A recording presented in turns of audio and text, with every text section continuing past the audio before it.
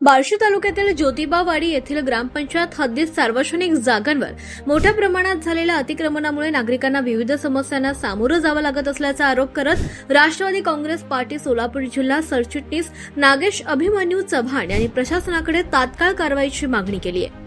मुख्यमंत्री, जिल्हाधिकारी, मुख्य कार्यकारी अधिकारी, गटविकास अधिकारी, उपविभागीय पोलीस अधिकारी आणि ग्रामपंचायत प्रशासनाला दिलेल्या निवेदनात गावातील रस्ते, एसटी स्टँड परिसर, भाजी मंडई, खेळाचे मैदान, मंदिर परिसर तसेच गायरान जमिनीवरील अतिक्रमणे हटवण्याची मागणी करण्यात आली आहे। चव्हाण यांनी निवेदनात म्हटलं आहे की अतिक्रमणामुळे वाहतुकीस अडथळा निर्माण होत असून नागरिकांचे दैनंदिन जीवन विस्कळीत होत आहे। पावसाळ्यात नाल्यांमध्ये टाकण्यात आलेला कचरा, दगड आणि झाडांच्या फांद्यांमुळे पाण्याचा निचरा होत नसल्यानं पावसाचं पाणी घरामध्ये शिरण्याचा धोका वाढतोय। तसंच धार्मिक आणि सामाजिक कार्यक्रमांना देखील अडचणी निर्माण होत आहेत। ग्रामपंचायत प्रशासन आणि संबंधित अधिकाऱ्यांना या बाबींची माहिती असून देखील अतिक्रमणाकडे दुर्लक्ष होत असल्याचा आरोप करत नागेश चव्हाण यांनी तातडीनं कारवाईची मागणी केली आहे। 1 जुलै ते 15 जुलै या कालावधीत उजनी धरण परिसरात जलसमाधी आंदोलन करण्याचा इशारा देखील त्यांनी दिलाय। सार्वजनिक हितासाठी आणि नागरिकांच्या सुरक्षेसाठी अतिक्रमण हटवणं आवश्यक आहे। प्रशासनानं तात्काळ दखल घेऊन कारवाई करावी अशी मागणी आता नागेश चव्हाण यांनी केली आहे।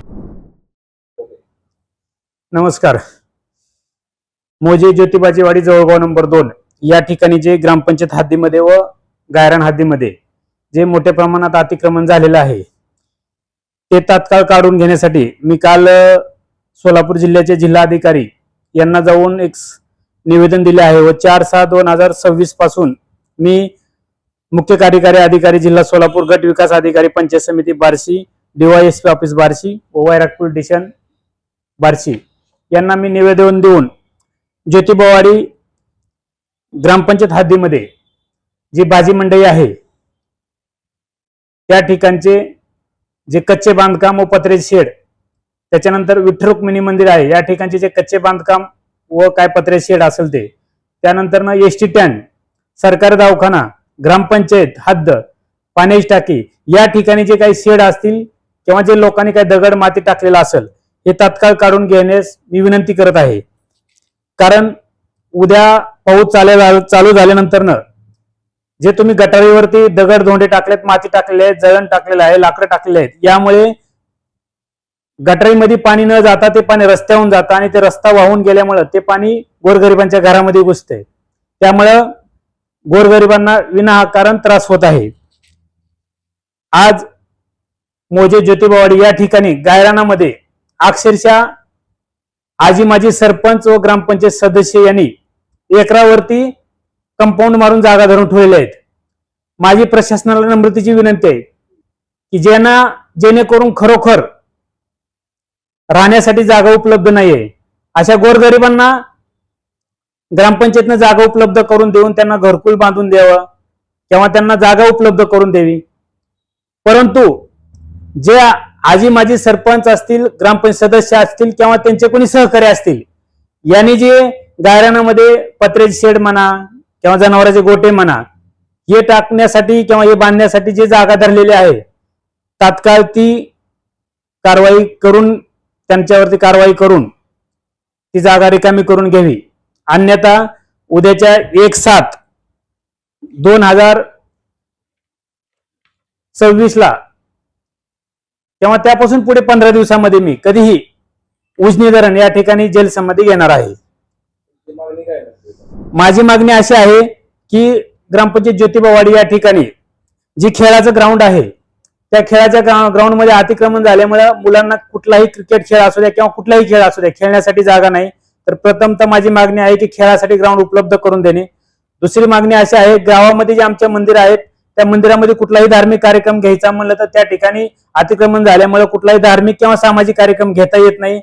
तिसरी मागणी अशी आहे की एसटी स्टँड परिसरामध्ये जे कच्चे बांधकाम किंवा जे काही पत्रे शेड आहेत त्यामुळे एसटी स्टँड जागेवरती एसटीला लावायला पण जागा नाही, एसटी अक्षरशः रस्त्यावर लावावी लागते।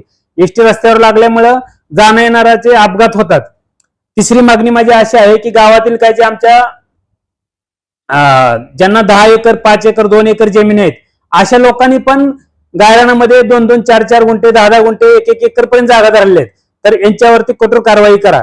ज्यांना खरोखरच राहण्यासाठी जागा नाही किंवा ते गरीब लोक आहेत त्यांना राहण्यासाठी कुठे जागा उपलब्ध नाही अशांना माझं कुठलंही दुमत नाही, मी त्यांच्या पाठीशी आहे.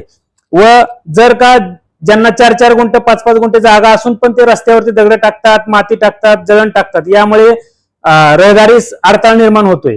किंवा ज्यांचे 2-2, 3-3 गुंठे जागा असताना गावाच्या बाहेर गायरानं मग त्यांनी उकांडे करून ठेवलेले आहेत.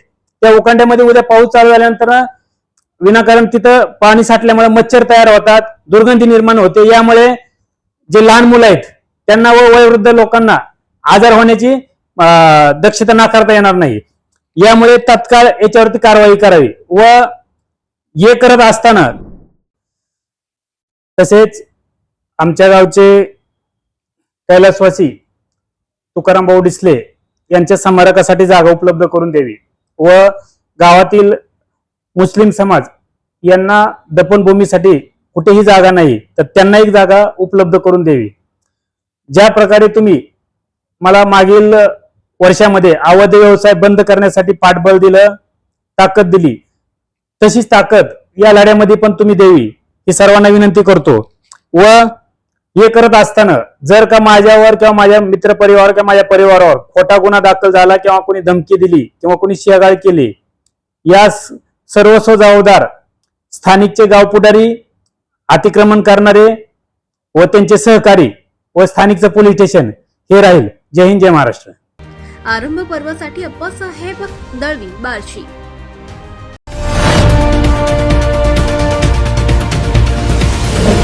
आरंभ पर्व न्यूज. आरंभ एका नव्या पर्वाचा.